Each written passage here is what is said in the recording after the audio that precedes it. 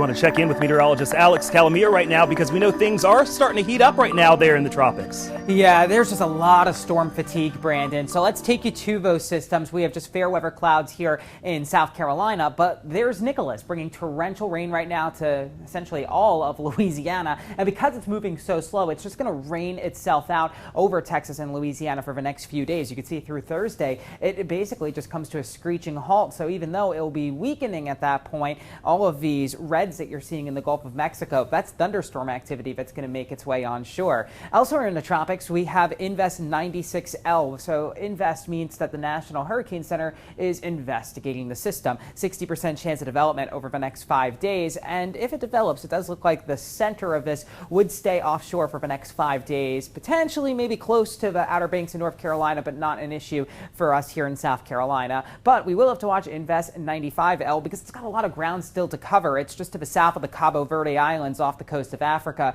It's expected to develop over the next 5 days, although it doesn't look too healthy at the moment. It could potentially be a problem for the northern Caribbean, the Lesser Antilles over the next couple of days. So that would take you into the weekend. So far this year, we've had 8 landfalls in the United States. That includes Nicolas. The previous record for the most landfalls in the U.S. is 9, but we actually broke that last year. We had 11 named storms that made landfall. So in total, we're at 19 named storms that have made landfall in the United States over the past 2 years, and that is just one of the many reasons why we're all so sick and tired of the tropics. So let's give you a look locally. We're mainly sunny today. It's going to start getting a bit more humid. That could spark some scattered storm chances this evening, but it's more likely as we head into tomorrow. So expect the sunshine today, bringing us close to 90 degrees. 7 p.m., maybe a passing cloud that brings a shower towards I-95. We could see that lingering shower chance until about midnight, and then Wednesday will start off a lot muggier. We're in the 70s Wednesday morning with an afternoon shower or thunderstorm possible. It's not going to be widespread, but where it rains, it could pour because we'll be dealing with that humidity. So you can see the rain chance